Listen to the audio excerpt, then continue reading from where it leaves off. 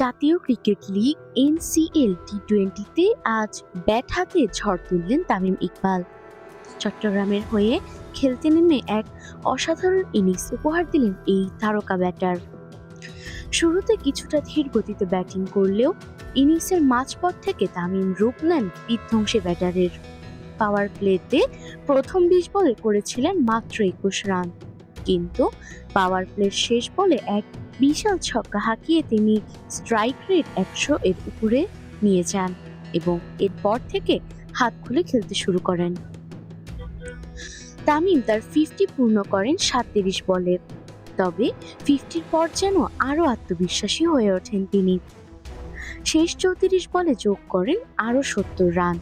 54 বলে 91 রানের এই দুর্দান্ত ইনিংসে ছিল 7টি 4 এবং 6টি ছক্কা। তার এমন মারকাটারি ইনিংসের ফলে চট্টগ্রাম দল বরিশাল বিভাগের বিপক্ষে 183 রানের চ্যালেঞ্জিং স্কোর করে। সিলেট আন্তর্জাতিক ক্রিকেট স্টেডিয়ামে তার এমন ব্যাটিং দর্শকদের মুগ্ধ করেছে। বরিশালের সোহাগ গাজী, ফজলে রাব্বি এবং আব্দুল মজিদের মতো অভিজ্ঞ বোলারদের সামনে তামিম ছিলেন একদমই অপ্রতিরোধ্য। তার ব্যাটিং এর সময়ে মাঠে 4 ছক্কার ঝড় ওঠে। বিশেষ করে ইনিংসের শেষ দিকে তামিম যখন গিয়ার বদলে খেলা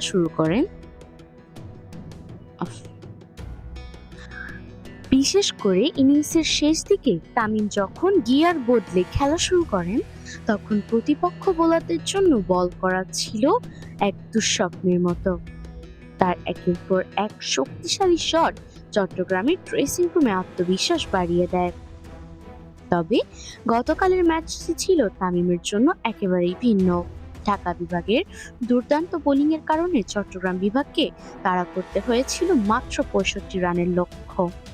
সেখানে 21 রানে অপরাজিত থেকে দলকে 10 উইকেটের সহজ জয় এনে দিয়েছিলেন তামিম। আজকের ইনিংসের মতো বড় সুযোগ না পেলেও সেই ম্যাচেও নিজের দায়িত্বশীল ব্যাটিংয়ের পরিচয় দেন তিনি। তামিম ইকবালের এমন পারফরমেন্স নিঃসন্দেহে চট্টগ্রাম দলের জন্য একটি বড় প্রেরণা। এই ইনিংস শুধু তার দলের জন্য নয়, পুরো জাতীয় ক্রিকেট লিগের জন্যই একটি স্মরণীয় মুহূর্ত। তামিমের অভিজ্ঞতা এবং দাপুটে ব্যাটিং তাকে দেশের অন্যতম সেরা ব্যাটার হিসেবে আরো একবার প্রমাণ করেছে। এখন দেখার বিষয় তার এই দুর্দান্ত ইনিংস চট্টগ্রাম বিভাগকে ম্যাচ জেতাতে কতটা কার্যকর হয়। নুজহাত জাহান সাউম, প্রেস 20 বাংলা।